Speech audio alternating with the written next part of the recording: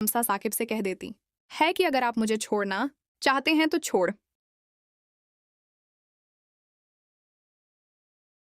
एला की माँ शम्सा साकिब से कह देती है कि अगर आप मुझे छोड़ना चाहते हैं तो छोड़ सकते हैं, लेकिन मैं अपनी बेटी को ऑन के साथ नहीं रहने दूंगी। ये सुनकर साकिब गुस्से में आ जाता है और शम्सा से कहता है अगर तुमने फैसला कर ही लिया है तो ठीक है, एला और ऑन को बुलाओ, मैं अभी फैसला कर देता हूँ, उसके बाद तुम भी अपना बंदोबस्त कर लेना। शम्सा ये फैसला जज्बात में आकर करती है। साकिब गुस्से में ऑन को फोन करता है और कहता है अभी और इसी वक्त एला को लेकर वापस आओ।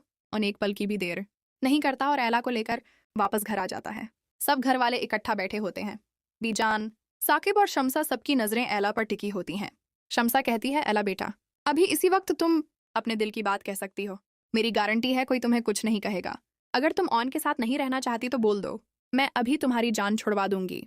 ये सुनकर ऑन के पैरों तले से जमीन निकल जाती है, लेकिन उसी वक्त एला का जवाब सुनकर सब हैरान रह जाते हैं। एला कहती है मेरी जिंदगी आपके लिए कोई खिलौना नहीं है। शम्सा कहती है इसीलिए तो आज तुम्हें मौका दे रही हूँ, तुम अपनी मर्जी का फैसला कर सकती हो।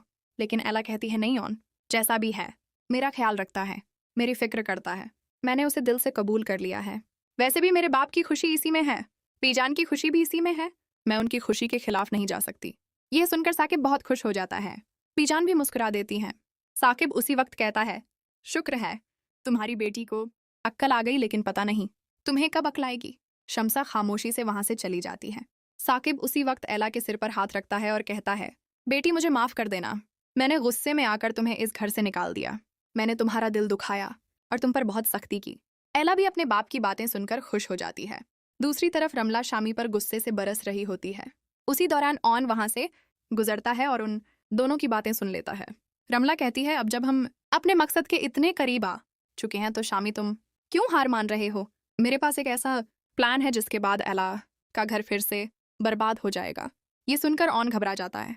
उसे समझ आ जाता है कि ये सब कुछ रमला और शामी जानबूझकर कर रहे हैं। वह फौरन बीजान के पास जाता है और उन्हें सारी सच्चाई बता देता है।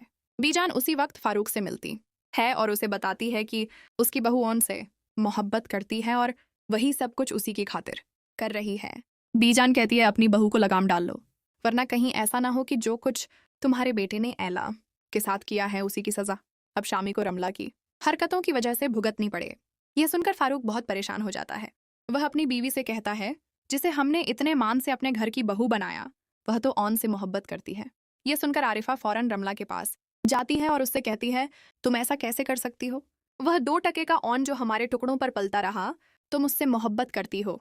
यह सुनकर रमला गुस्से में आ जाती है और ऊंची आवाज में कहती है अगर आपने मेरी